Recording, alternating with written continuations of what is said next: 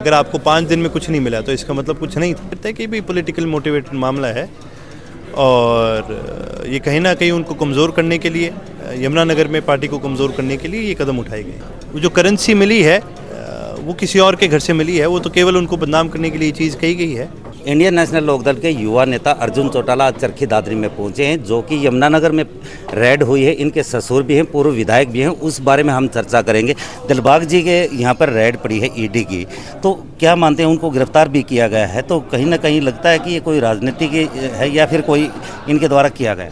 देखिए जी, जाहिर सी बात है, पहली बात तो हमने आज तक कहीं सुना नहीं कि भी 5 दिन तक भी अफसर किसी के घर में रहे। अगर आपको 5 दिन में कुछ नहीं मिला तो इसका मतलब कुछ नहीं था, और उसके बावजूद भी अगर क्वेश्चनिंग के लिए लिया जा रहा है तो एक साफ चीज़ जाहिर करता है कि भी पॉलिटिकल मोटिवेटेड मामला है और ये कहीं ना कहीं उनको कमज़ोर करने के लिए, यमुनानगर में पार्टी को कमज़ोर करने के लिए ये कदम उठाए गए।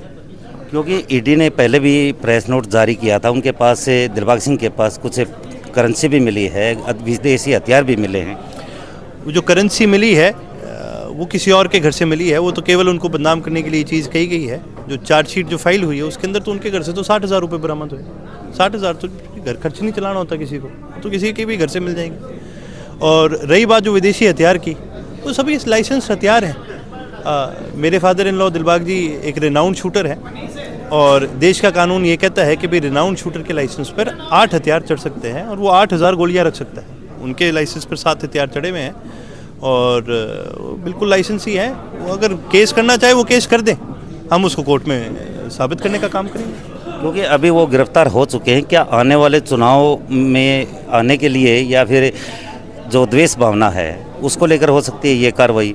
देखिए, तो जाहिर सी बात है, आज सारे देश को पता है कि ईडी को इस सरकार एक टूल की तरह यूज़ करती है। जहाँ कहीं भी सरकार को खतरा लगता है, जहाँ कहीं से भी सरकार को लगता है कि भाई यहाँ से हमें किसी प्रकार का खतरा हो सकता है, हमें हराया जा सकता है, तो वहाँ पर वो ईडी का प्रयोग करते हैं। तो जैसे कि मैंने आपको पहले भी कहा, ये पॉलिटिकली मोटिवेटेड मामला है। क्योंकि आप युवा इन लोग के नेता हैं, युवा सम्मेलन भी कर रहे हैं, तो कहीं ना कहीं ऐसा लगता है कि आगे भविष्य में जो पार्टी है वो युवाओं के कंधे पर रहेगी।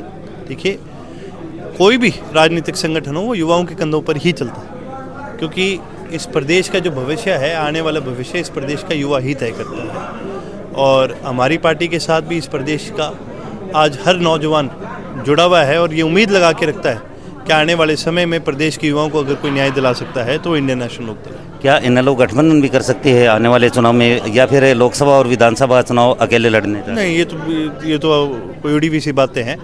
ना हमारी कोई गठबंधन की कोई सोच है, ना कोई विचार है, ना कोई हमारी मंशा। हम हरियाणा प्रदेश के हितों के लिए लड़ने का काम करते हैं। कोई हमें समर्थन दे तो दे, ना दे तो हम पूरी तरह से 90 की 90 सीटों पर, 10 की 10 लोकसभा सीटों पर लड़ने के लिए सक्षम भी हैं और सशक्त भी हैं। डिप्टी सीएम दुष्यंत चौटाला और अजय सिंह चौटाला स्पष्ट रूप से ये कहते हैं कि चौधरी देवीलाल की जो सही में विरासत है, असली विरासत की, वो खुद हैं, जजपा ही है, इनेलो नहीं है। चलो, ये तो ये कह देते हैं। आप मेरी तरफ से उनसे एक सवाल पूछ लेना और इसका जवाब आपको उसी में मिल जाएगा। पूरे देश भर के अंदर किसान आंदोलन चला, हरियाणा के अंदर भी किसान आंदोलन चला। उनसे इतना पूछ लेना कि यदि जननायक चौधरी देवीलाल आज हमारे बीच होते और वो इस प्रकार सत्ता में होते, किसान आंदोलन के चलते, क्या वो बीजेपी को समर्थन देते या नहीं देते? इतना सवाल पूछ लेना, मेरा भी जवाब उसी के अंदर आपको मिल जाएगा। जो बात करते हैं उनसे आप सिर्फ इतना ही जानिए कि आप विचारधारा की बात करते हैं।